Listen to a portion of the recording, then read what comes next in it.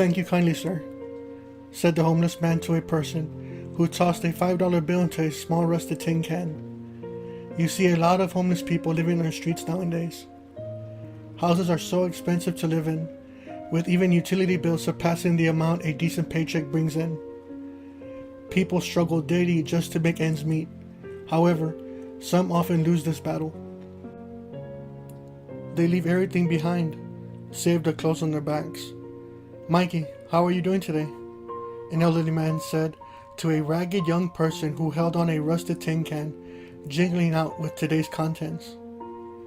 "I'm doing fine, Mr. Roberts," Mikey continued. "It's another beautiful day. I hope you enjoy it." Mr. Roberts grinned with a gleeful smile and went on to his apartment. Mikey was a young man who had been through some very hard times. Several years back, he lived in a beautiful house along with his wife and his infant son. One day, while he was at work, two police officers came to his office. The men lowered their hats, explaining what had happened to his wife and son. The life-shattering news devastated him, often leading Mikey to attempt suicide. His attempts, however drastic, never succeeded. Further depression made him abandon his home and live on the streets. Mikey gradually came to terms about what had happened, although his heart still felt so much pain. The smile he showed to others had only been a mask of what he truly felt inside, often waving at or being a shoulder to lean on for the people who had lived next to the alleyway he called his humble abode. Mikey wanted those around him to feel happy. He never told a soul about his loss. And why would he? People around him were in great spirits. The last thing he wanted to do was burden anyone. The next morning, Mr. Roberts waved at Mikey. However, there was no response. Mr. Roberts noticed his homeless friend had still been asleep, so he decided not to disturb him. Through the whole day, Mikey had slept, tossing and turning while uttering distressing whispers through his dry lips. Mrs. Palmer, a woman who lived in front of Mr. Roberts' apartment, saw Mikey in distress. The kindly old woman brought a blanket and some soup with her for her friend.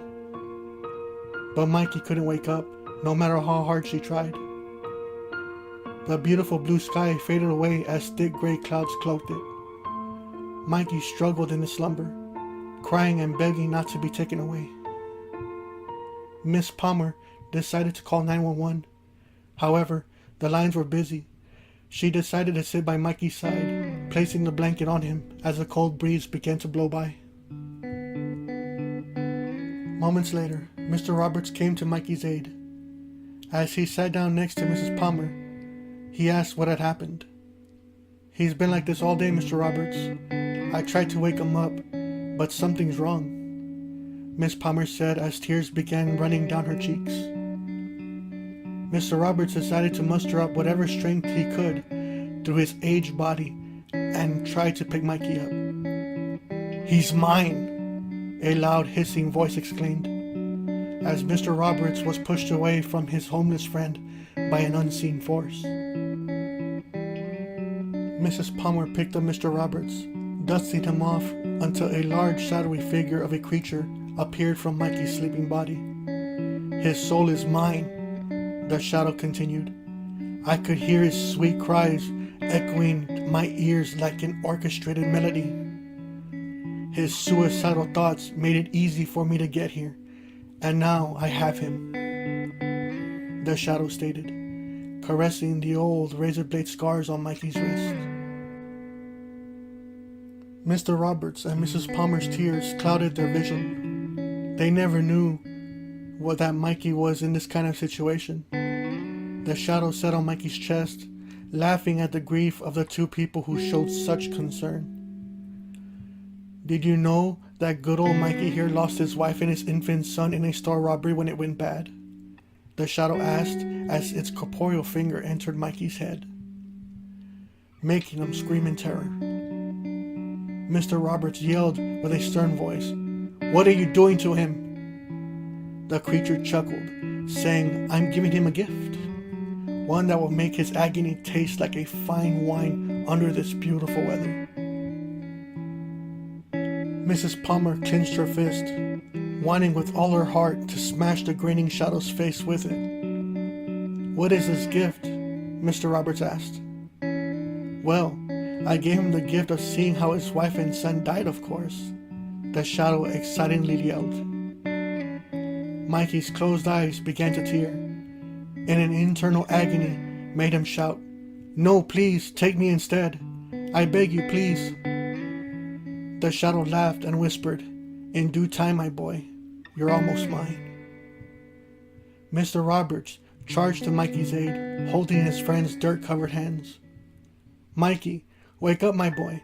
It's me, Mr. Roberts," the elderly man said. The Shadow swung its long arm at Mr. Roberts, hitting his face. However, the elderly man held Mikey's hand tighter.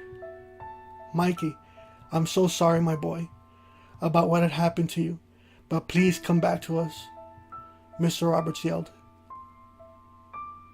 Then a soft voice said, "I lost my wife and daughter as well, Mikey.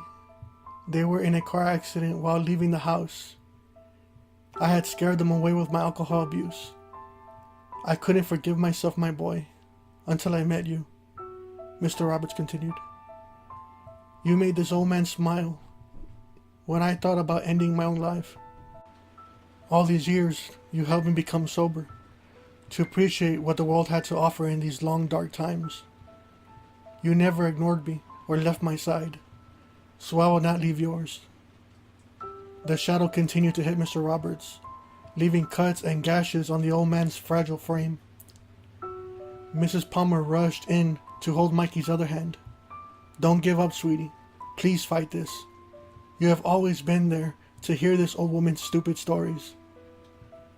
When others never gave me the time of day, you made me feel important. You are like a son to me, so please fight." The Shadow's physical attacks began to suddenly lose their strength. It screamed as Mikey began slowly fighting back, gripping the hands of those who were fighting for his very soul. Mikey began opening his eyes. The Shadow fiddled with its prey's head one more time before disappearing for good. "Who are you? Where am I?" Mikey asked Mr. Roberts. The two elderly neighbors looked at one another in a sadness for a moment, wondering what to say. Mr. Roberts looked into Mikey's eyes and said, "You are my son. Your name is Michael Roberts, and this lovely lady next to you is your Aunt Lucy. You had been in an accident, but we found you. You're safe now." Mrs. Palmer smiled, helping Mikey up, saying with concern, "Okay, young man, let's get you some food and into some clean clothes." The three held each other's hands as they walked into an unknown future. Mr. Roberts and Mrs. Palmer happily accepted their roles in being Mikey's new family. Whatever trials came next would be faced together.